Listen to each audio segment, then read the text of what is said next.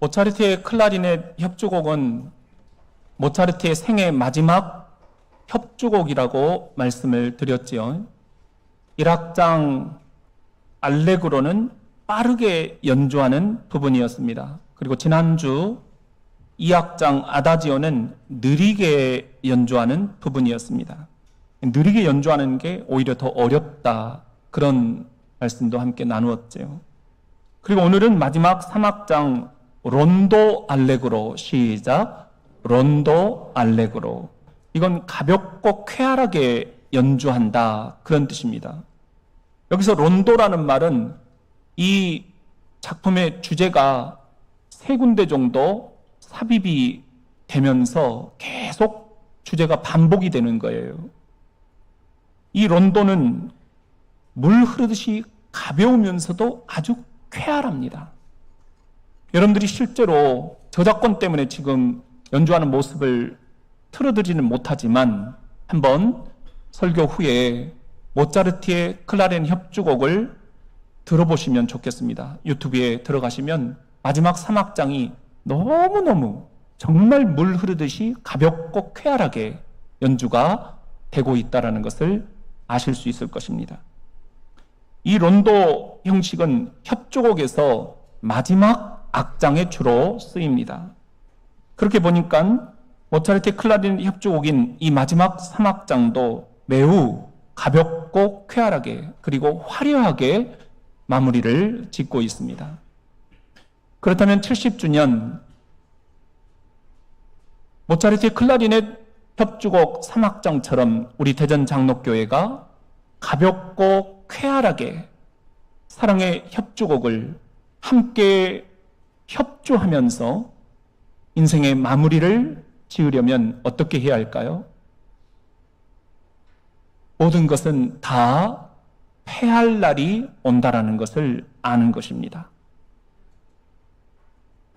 남자를 선택하는 여자의 기준 아세요? 세대별로 차이가 있는데요. 10대 여자는 죽도록 사랑해줄 남자를 선택한대요. 20대 여자는 가슴이 따뜻한 남자를 선택한대요. 30대 여자는 돈 많은 남자를 선택한대요. 40대 여자는 밤에 로맨틱한 남자를 선택한대요. 50대 여자는 가을 낙엽 밟고 함께 산책해 줄 수 있는 그런 남자를 선택을 한대요. 여러분 어떻습니까? 정반대로 그러면 여자를 선택하는 남자의 기준은 뭘까요? 이것도 세대마다 다른데요. 10대 남자는 예쁜 여자를 선택한대요. 20대 여자는 예쁜 여자를 선택한대요. 30대 여자는 예쁜 여자를 선택한대요. 40대 여자는 예쁜 여자를 선택한대요. 50대 여자는 예쁜 여자를 선택한대요. 그런데 이렇게 예쁜 것도 다 패할 날이 온다라는 거죠. 한 남자가 사랑하는 여자에게 프로포즈를 했습니다. 여자가 말을 했습니다. 난 용기 있는 남자, 그리고 플러스 머리도 좋은 남자랑 결혼하고 싶어요. 이때 남자가 말했습니다. 그러면 딱 나예요. 지난번 보트가 뒤집혀졌을 때 내가 당신 구해주지 않았나요? 그러니까 여자가 말을 한 거예요. 맞아요, 맞아. 근지만 머리가 좋아야 한다는 한 가지 조건이 더 필요해요. 그랬더니 이번에 남자가 다시 말한 거예요. 그거라면 염려 탁 놓으세요. 그 보트 뒤집은 게 바로 나예요. 이렇게 머리 좋은 것도 다 패할 날이 온다라는 겁니다. 남자가 여자를 보고 놀랄 때 4위 2시간 전화통 붙들고 있다가 끊으면서 자세한 건 만나서 얘기하자. 남자가 여자를 보고 놀랄 때 3위 평소에는 동작이 굼뜨다가도 백화점 세일만 되면 믿기 어렵게 빨라지는 그 몸동작. 남자가 여자를 보고 놀랄 때 2위 평소는 잘 까먹으면서도 부부싸움 할 때는 시시콜콜 다 들춰낼 때. 남자가 여자를 보고 놀랄 때 1위 뭔지 아세요? 처음엔 빼더니 막상 먹기 시작하면 남들 다 일어났는데 혼자 끝까지 남아있는 엄청난 식욕. 그런데 이런 식욕도 다 패할 날이 온다는 거죠. 집을 나섰습니다. 고속도로를 향해 달리고 있었습니다. 이때 아내가 갑자기 소리를 질렀습니다. 여보, 나 전기다리미 안고 온 것 같아. 되돌아가 봤습니다. 전기다리미는 꺼져 있었습니다. 이러기를 여러 번, 어느 날 또 집을 나섰는데 고속도로를 한참 달리고 있었습니다. 아내가 소리를 질렀습니다. 여보, 나 진짜 전기다리미 안고 온 것 같아. 그때 남편이 고속도로 옆에 쉼터에다가 차를 멈췄습니다. 그리고 트렁크를 열고 여기 있다, 전기다리미. 그 좋은 기억력도 다 패할 날이 온다라는 것입니다. 교회에서 결혼 예식을 막 끝낸 신랑이 지갑을 꺼내면서 목사님에게 예식 비용이 얼마냐고 물었습니다. 우리 교회에서는요, 예식 비용을 따로 받지 않습니다. 다만 신부가 아름다운 만큼 헌금을 하시면 감사한 마음으로 받겠습니다. 이때 신랑이 말했습니다. 그러세요? 여기 봉투에 10만 원 넣었습니다. 감사합니다. 이때 목사님이 신부의 얼굴을 힐끗 보더니 신랑에게 말했습니다. 여기 거스름돈 9만 원이요. 조건 보고 결하는 것, 이것도 다 패할 날이 온다라는 것이죠. 그래서 오늘 사도 바울은 이렇게 말합니다. 8절 말씀입니다. 시작. 사랑은 언제까지나 떨어지지 아니하되 애언도 패하고 방언도 그치고 지식도 패하리라.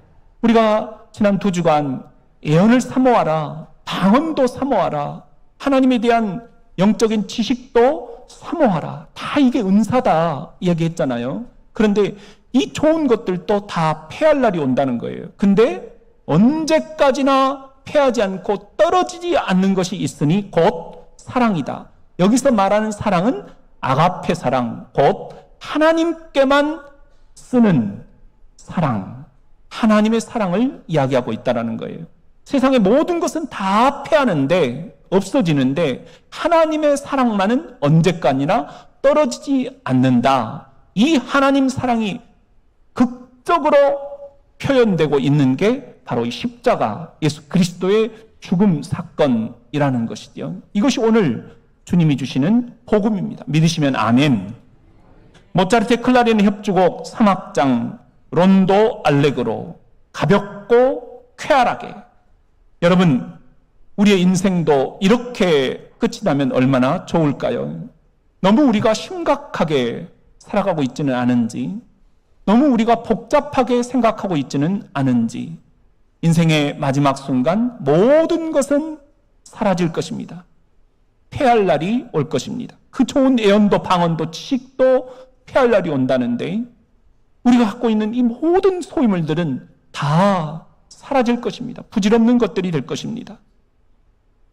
그렇다면 인생의 마지막 순간 우리 자녀들에게 굿바이 하지 않고 see you later, 나중에 천국에서 보자, 그렇게 인사를 남기고, 여보 사랑했어요, 그 인사말을 남기고, 우리 교우들에게 사랑했습니다, 그 인사말 남기고, 사망의 강을 믿음으로 힘있게 건너서 천국 문을 열고 주 예수 그리스도 부활하신 주님 앞에 서는 날, 그날 우리가 가볍고 쾌활하게 인생의 마지막을 우리들이 마무리할 수 있다면 얼마나 좋을까?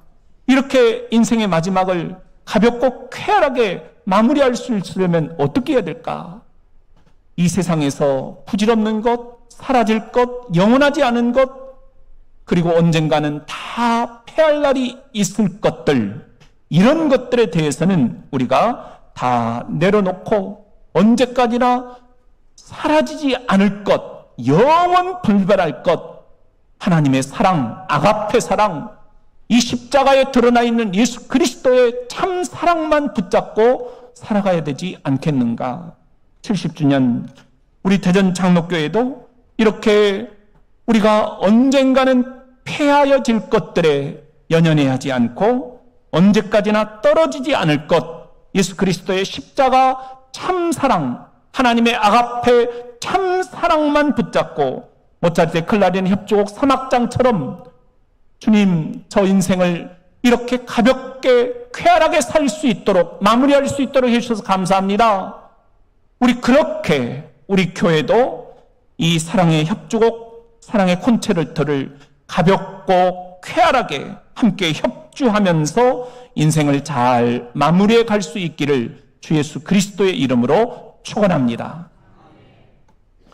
그렇다면 70주년 모차르트의 클라리넷 협주곡 3악장, 우리도 이렇게 교회가 가볍고 쾌활하게 사랑의 협주곡을 함께 협주하면서 마무리를 잘 하려면 또 어떻게 해야 할까요? 나는 부족한 사람이라는 것을 고백하는 것입니다. 제가 신학교 때 참 존경했고, 그리고 계속 교수님 가방을 제가 들게요 하면서 강의가 끝나면, 교수님, 저 오늘 교수님께 드릴 말씀이 있어요. 정말 제가 너무너무 좋아했던 교수님이 계셔요. 정태희 교수님이라는 분인데, 우리 교회도 2번이나 오셨잖아요. 근데 이분이 저 신학교 다닐 때 외국에서 공부를 마치고 갓 들어오신 거예요. 그런데 그 당시에는 이 정태희 교수님에 대해서 사람들이 조금 얕잡아 보았어요. 왜냐하면 너무 이 시골 사람이라는 게 온몸에 나타나는 거예요. 전라남도 신안군 증도, 우리도 함께 가보았잖아요. 그 섬에서 태어나시고 섬의 바다만 보면서 사신 분이에요. 그러니까 항상 슬리퍼도 이렇게 질질 끌고 다니시면서 연구실에서 저를 맞아주시고 그랬어요. 아주 소탈하셔요. 그냥 거치장을 아주 싫어하셔요. 그리고 옷매무새도 그냥 시골 분이셔요. 그냥 꾸미는 게 없으신 거예요. 그리고 학위도 정통 신학 박사 학위가 아니라는 것, 목회학 박사라는 것 때문에 굉장히 괄시를 많이 당하셨어요. 저는 그것을 곁에서 많이 지켜봤어요. 그런데 지금 이 대한민국 땅에서 정태희 교수님 하면 목회 상담 전문가, 치유 상담 전문가라고 다들 이야기를 하셔요. 그분의 언어가 생명의 언어다. 목소리를 들으면 사람들이 죽었던 영혼도 살아난다. 그런 이야기들을 하셔요. 그때 사람들이 이분의 진가를 몰라본 거죠. 우리도 이렇게 가까이 있다 보면 서로 그 진가를 몰라보고 서로를 너무 부족한 것들만 알고 있게 됩니다. 저도 성도들을 보면서 저분에게 저런 모습이 있었나? 굉장히 새롭고 굉장히 놀랄 때가 있습니다. 고마울 때가 있습니다. 아, 저분은 알곡이구나. 내가 몰라봤구나. 미안할 때가 있습니다.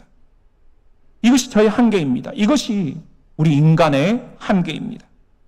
사도 바울은 그래서 하나님 사랑, 아가페 사랑은 부분적인 사랑이 아니다. 그렇게 얘기를 하는데요. 이게 9절, 10절입니다. 시작. 우리는 부분적으로 알고 부분적으로 애언하니 온전한 것이 올 때에는 부분적으로 하던 것이 패하리라. 우리가 너무 부분적으로만 서로를 알고 있는 것이 아닌가. 여러분들이 교회만 나서면 직장에서 어떤 일을 하고 계시는지, 그리고 사업처에서 어떤 일을 하고 계시는지, 또 사회에서 어떤 일을 하고 계시는지, 학교에서 어떤 일을 하고 계시는지 제가 깜짝깜짝 신방하고 놀랄 때가 있어요. 내가 교회 안에서 이분을 너무 몰라봤구나. 너무 겸손하게 예배를 드리고 계시니까 이렇게 귀한 분이라는 것을 제가 모르는 거예요. 부분적으로만 알고 있는 거죠. 그분이 나한테 자랑을 안 하시니까. 이런 말이 있습니다. 문제 교인은 없다. 문제 목사가 있을 뿐이다. 제가 딱 그런 목사입니다. 여러분 마음을 다 읽어내지 못하고 여러분 욕구를 다 채워드리지 못해서 문제가 많은 목사입니다. 그러나 이렇게 문제가 많은 목사임에도 불구하고 여러분이 저를 진심으로 사랑해 주신다. 그걸 느낄 때마다 저는 울컥울컥합니다. 여러분이 계시기 때문에 살아갈 용기가 납니다. 하늘 아버지의 마음으로 이 시간 여러분을 사랑합니다. 그런 의미에서 여러분들도 이렇게 한번 서로 축복해 봅시다. 아버지의 마음으로 사랑합니다. 이것은 부부 사이에서도 마찬가지 아니겠습니까? 살다 보면 부부싸움 피할 길이 없습니다. 어떻게 보면 부부는 싸우면서 살아가는 거예요. 그게 정상이에요. 부부싸움을 하지 않는 비결은 하나밖에 없습니다. 결혼하지 않는 것. 그렇지요? 결혼은 부부싸움을 동반하게 되어 있습니다. 문제는 우리 부부싸움이 너무 미숙하다는 것입니다. 그래서 부부싸움에도 10계명이라는 게 있습니다. 제1계명은 승리자가 되기보다 사랑하는 자가 되기에 힘쓰라. 승리자 곁에는 반대로 누가 있죠? 패배자가 있죠. 그렇지만 사랑하는 자 곁에는 반대로 누가 있죠? 사랑받는 자가 있죠. 부부는 그런 관계 아니겠습니까? 부부싸움 2계명은 한 가지 주제만 다루라. 동시상영 영화관에 가보셨습니까? 제가 전도사 초임 때 수원의 농촌교회에서 봉사를 했는데요. 주일 밤이면 부목사님이 우리 전도사님들과 신학생들을 고생했다고 그 자정 무렵에 동시상영 영화관에 가자고 하시는 거예요. 1,000원 내면 2편을 보여주는 거예요. 얼마나 돈이 없는 시절이니까 2편을 본다라는 것은 우리들에게는 정말 환상적인 영화관인 거예요. 그런데 역시 돈은 다 내고 봐야겠더라고요. 동시상영 영화관에 갔더니 그 자정 무렵에 할아버지가 저쪽에서 혼자 앉아 계시더니 내가 맨 가쪽에 앉아 있는데 내 옆으로 딱 다가오셔서 앉으시는 거예요. 그리고는 내 무릎 위에다가 손을 얹으시고 살살 만지시는 거예요. 내가 깜짝 놀라가지고 뛰쳐나와 버렸어요. 돈은 다 주고 보자. 시작. 이게 돈의 가치가 있더라고요. 보니까. 여러분, 동시상영 너무 저속하고 너무 불결했어요. 그 후로는 다시 가지 않았습니다. 부부싸움도 동시상영은 안 됩니다. 그날 싸운 주제 그 한 가지만 가지고 싸우라는 거예요. 부부싸움 3계명은 타임아웃을 지키라. 타임아웃, 작전 타임을 걸면 거기서 멈출 수 있는 지혜가 필요하다는 것입니다. 그냥 문을 따고 들어가서 오늘 끝장을 보자 이러지 말라는 거예요. 따라서 24시간 이내의 것만 다루고 공소시효를 지킬 일입니다. 지구전은 서로에게 소모전일 뿐입니다. 제4계명 싸우되 부부는 1m 이내에서만 싸워라. 장의 경기는 곤란합니다. 시댁에 전화를 걸거나 친정에 전화를 걸지 우리 3층에 있는 젊은 부부들이 너무 공감을 하면서 들으니까 내가 좀 쑥스럽네요. 저도 그랬습니다. 못 모르고 친정에 전화해가지고 장모님 하니까 뭔 소리 듣겠어요? 우리 아내는 또 가만히 있겠어요? 어머니 어느 날 보니까 내 싸운 걸 다 어머니가 알고 계시는 거예요. 이러면 안 되겠구나.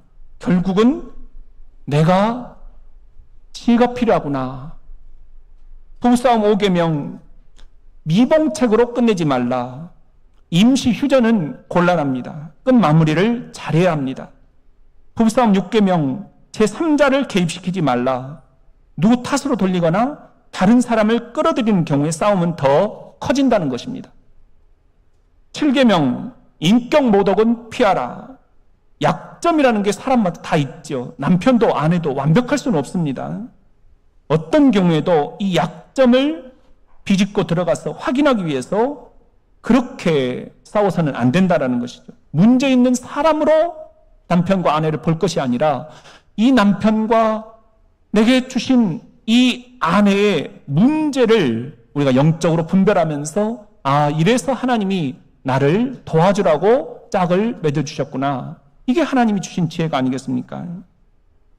8계명 관중은 절대로 두지 말라. 자녀들 앞에서 싸우는 것, 저도 이게 지금까지도 후회가 됩니다. 아이들이 지금도 어렸을 때 엄마 아빠 싸웠던 이야기를 하거든요. 놀려먹기 딱 좋아요, 우리 애들이. 지금도 그래요. 그러면서 그때 그 얼굴도 생각이 나요. 애들이 엄마 아빠 그때 싸웠잖아. 그때 우리 애들이 얼굴이 파르르해지면서 겁먹는 그 모습들. 내가 미쳤지. 내가 목사인데. 여러분 어떻습니까? 부부싸움 마지막 10계명, 싸우기 전에 반드시 기도하라. 하나님께 보고하고 싸우라는 거예요. 이게 뭔 말이냐? 하나님이 개입해 주셔야 부부싸움도 은혜롭게 끝난다는 것입니다. 아멘 소리가 있네요. 이렇게 하나님께 기도하고 열심히 싸우십시오. 다만 이것만은 지켜주십시오. 내 주장을 하기보다는 상대방이 느낄 수 있도록 해주십시오. 설득시키기보다는 상대방을 공감하게 해주십시오. 이런 말이 있잖아요. 바다로 갈 때는 한 번 기도하고 전쟁터로 나갈 때는 2번 기도하고 예식장에 갈 때는 3번 기도하고 가라. 그만큼 이 결혼이라는 것은 모험의 장이라는 것입니다. 여러분, 신혼만이 아니에요. 중년도 노년도 위기는 계속되는 것 같아요. 싸움은 끝이 없습니다. 그런데 이 싸움을 안 하는 것은 불가능합니다. 싸움이 없도록 기도하는 것보다 부부싸움을 어떻게 하면 성숙하게 잘 할 수 있겠는가, 이런 기도가 필요합니다. 그래서 우리는 사도 바울의 이 음성을 다시 한번 경청해 듣게 됩니다. 11절 말씀입니다. 시작. 내가 어렸을 때에는 말하는 것이 어린아이와 같고 깨닫는 것이 어린아이와 같고 생각하는 것이 어린아이와 같다가 장성한 사람이 되어서는 어린아이의 일을 버렸노라. 부부싸움도 우리가 미숙하면 어린아이처럼 싸우는 거예요. 제가 그랬습니다. 부끄럽습니다. 근데 부부싸움만이 아니라 여러분 직장생활, 교회생활도 우리가 미숙할 때는 매우 부끄러운 모습들이 많이 나타납니다. 제가 그렇습니다. 이제는 장성해야 하지 않겠습니까? 또 하나, 장성한 부부생활, 장성한 직장생활, 장성한 그런 신앙생활을 위해서 우리가 생각해 봐야 할 게 있는데요. 우리가 얼마나 모호하게 말하느냐 하는 거예요. 저도 굉장히 아내가 답답하다고 할 때가 많아요. 왜 당신은 좀 똑부러지지 못하냐? 여러분, 제가 좀 그렇습니까? 저는 생각할 때 굉장히 똑똑하거든요. 아니에요? 여러분, 제가 근데 참 이게 표현력이 좀 모호하긴 한 것 같아요. 외국인이 바라본 엽기적인 한국말이 딱 제가 쓰는 말투예요. 여러분, 외국인들이 얼마나 우리나라 와서 놀래느냐. 텔레비전에 나왔는데요. 첫째, 애야 손님 받아라. 식당에 가서 외국인들이 뒤집어진대요. 손님을 받으라는 거예요. 막 던진다는 거예요. 그리고 외국인들이 놀라는 말이 있는데요. 엄청 애 먹었다. 이 한국 사람들은 개를 잡아먹는 것만 아니라 뭐까지? 애까지 잡아먹는구나. 그리고 또 동네 목욕탕에 갔다가 외국인들이 놀란다는 거예요. 어이, 뭐하다? 시원하다. 그래서 아버지가 애를 데리고 가가지고 어이, 시원하다. 그러니까 진짜? 그래, 너도 들어와봐라. 얘가 들어가가지고 뜨거워 하면서 나오면서 했 말이 뭐라고 하는지 아세요? 세상에 믿을 놈 하나도 없네. 그리고 외국인들이 놀라는 말 뭔지 아세요? 야, 오늘은 내가 쏜다. 야, 한국은 총기 소지가 자유구나. 그리고 또 외국인들이 놀라는 말 뭔지 아세요? 얘를 태운다. 이 나라는 얘를 먹는 것만 아니라 얘를 살살 구워서 태워 먹는구나. 그리고 또 외국인들이 놀라는 말, 미장원에 갔더니 여기 뒷머리 좀 죽여주세요. 앞머리만큼은 살려주세요. 죽이고 살리고가 미장원에 달려있구나. 그리고 또 잠깐 전화 먼저 때리고요. 밥을 때린다. 전화를 때린다.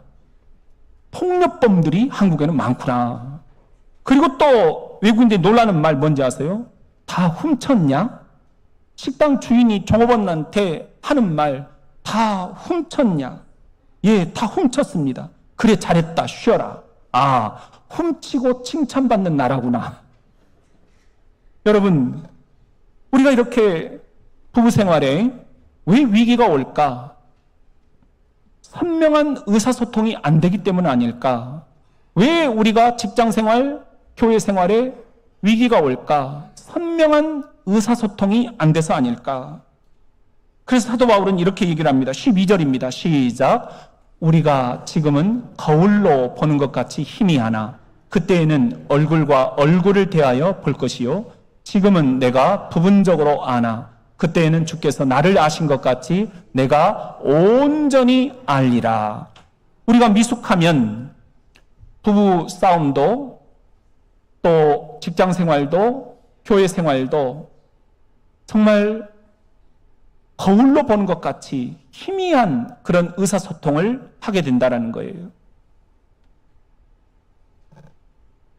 모차르트의 클라리넷 협주곡 3악장 론도 알레그로 가볍고 쾌활하게 그렇게 연주하는 것은 선명한 의사소통입니다. 이렇게 가볍게 쾌활하게 연주를 해도 되는구나. 인생은 가볍게 쾌활하게 가도 되는구나. 내가 너무 심각하구나. 우리가 인생을 마무리하고 십자가 예수 그리스도 부활하신 주님을 뵈러 갈 때 그 사망의 강을 건너서 천국 문을 노크하고 주님 제가 여기 왔습니다 인사드릴 때 가볍고 쾌활하게 우리 주님께 문안 인사를 드릴 수 있도록 70주년 우리 대전 장로교회도 정말 십자가의 참 사랑만 붙잡고 모차르트의 클라리넷 협주곡 3악장처럼 가볍고 쾌활하게 함께 연주하면서 인생을 잘 마무리해 가시기를 주님의 이름으로 축원합니다. 그렇다면 70주년 모차르트의 클라리넷 협주곡 3악장처럼 우리 교회가 가볍고 쾌활하게 세상에서 가장 아름다운 사랑의 협주곡을 함께 연주하면서 마무리를 잘 하려면 또 어떻게 해야 할까요? 뭐니 해도 그 중에 제일은 뭐다? 사랑이라는 것을 아는 것입니다. 이런 말이 있어요. 함께 읽어봅시다. 시작. 가정은 사람을 만드는 공장이다. 버지니아 사티어라는 가족치료 전문가가 하는 말인데요. 가정은 공장이라는 거예요. 그런데 사람을 만드는 공장이다. 이분이 쓴 책 때문에 나온 말인데요. people making이라는 말이에요. 가정은 people, 사람을 making, 만드는 공장이라는 거예요. 근데 이분이 얘기하는데 우리 가정에 이 사람을 만드는 공장에는 세 가지 컨베이어 벨트가 돌아간다는 거예요. 하나는 아빠라는 컨베이어 벨트입니다. 이것은 믿음의 컨베이어 벨트인데요. 아이들은 이런 믿음이 있다는 거죠. 어렸을 때 우리 아빠는 기차도 이겨낸다. 그런 믿음이 있어요. 이 믿음이 차츰차츰 장성하면서 예수 그리스도가 이 험한 세파를 이겨내게 해주신다라는 그 예수 그리스도에 대한 믿음으로 승화된다라는 거지. 할렐루야. 또 하나 우리 가정에는 어떤 컨베이어 벨트가 있느냐? 엄마가 돌리는 사랑의 컨베이어 벨트입니다. 엄마가 이 탯줄을 통해 젖줄을 통해 자녀들에게 사랑이라는 그런 영양분을 공급해 주는 거죠. 엄마는 무조건 나를 사랑해 주신다. 이 사랑을 먹고 자란 아이들은 늘 어려움을 당하지만 어려움을 이겨낼 힘도 다시 떠올리게 됩니다. 그런데 이 아이들이 엄마의 이 무조건적인 사랑을 어렸을 때 공급을 받으면 나중에는 하나님도 이런 사랑을 우리들에게 주시는구나. 하나님에 대한 아가페 사랑으로 연결이 된다라는 거예요. 할렐루야. 또 하나 피플 메이킹, 가정을 만드는 컨베이어 벨트가 있는데 그것은 소망의 컨베이어 벨트입니다. 이건 자녀들이 돌리는 컨베이어 벨트입니다. 자녀들은 엄마 아빠가 사랑하는 모습을 보면서 나도 저런 행복한 가정을 꾸려가고 싶다, 소망을 갖게 된다라는 거죠. 그리고 이 소망이 차츰차츰 자라나서 천국문에 이르러 예수 그리스도를 내가 뵙게 될 것이라는 천국에 대한 소망으로까지 발전된다라는 것이에요. 할렐루야. 여러분, 사도 바울은 이 진리를 정확하게 꿰뚫어 보고 있습니다. 믿음, 소망, 사랑, 이 세 가지 컨베이어 벨트가 얼마나 중요한가를 꿰뚫어 보고 있어요. 이게 13절에 나옵니다. 시작. 그런즉 믿음, 소망, 사랑, 이 세 가지는 항상 있을 것인데 그 중에 제1은 사랑이라. 믿음의 컨베이어 벨트, 소망의 컨베이어 벨트, 사랑의 컨베이어 벨트, 이 세 가지 컨베이어 벨트가 계속 돌아갑니다. 근데 그 중에 제1은 뭐다? 사랑의 컨베이어 벨트라는 겁니다. 이걸 현대어 성경으로 쉽게 이렇게 번역을 해놓은 것도 있어요. 언제까지나 남아있을 것은 믿음과 소망과 사랑입니다. 이 중에서도 가장 위대한 것은 무엇입니다? 사랑입니다. 영어 성경이 이렇게 아름답게 표현을 해놓고 있어요. And now, 그리고 이제 these three remain, 이 세 가지가 남아 있습니다. 그것은 곧 faith, 믿음과 hope, 소망과 and love, 뭐죠? 사랑입니다. But, 그러나 the greatest of these, 이 가운데서 가장 위대한 것은 is love, 뭐라고요? 사랑입니다. 이 사랑이 아가페 사랑, 하나님이 여러분에게 지금 약속하시고 주시고 있는 사랑임을 믿으시면 큰 소리로 아멘! 9대1이라는 말이 있어요. 9가지 잘해도 1가지 못하면 다 허사가 되고 만다. 목회도 그런 것 같더라고요. 저는 굉장히 목회를 신중하게 해나간다 생각을 하는데 1가지 잘못해서 다 이렇게 허사가 되는 그런 일들이 참 많아요. 후회를 하고 잠을 못 이루는 때가 많아요. 그런데 이것을 오늘 하나님이 주시는 말씀에도 저는 적용을 시켜봤어요. 9이라는 것은 믿음과 소망을 합쳐놓은 것입니다. 믿음과 소망이 9가지가 있다고 하더라도 10점 만점이 되려면 하나가 더 필요합니다. 그게 뭐라고요? 사랑입니다. 여러분, 저 사람 믿음 참 좋다. 저 사람 소망이 참 좋다. 그런데 저 사람 사랑이 너무 없다. 9대1. 그렇다면 믿음과 소망 그리고 이 사랑, 여러분은 몇 대 몇?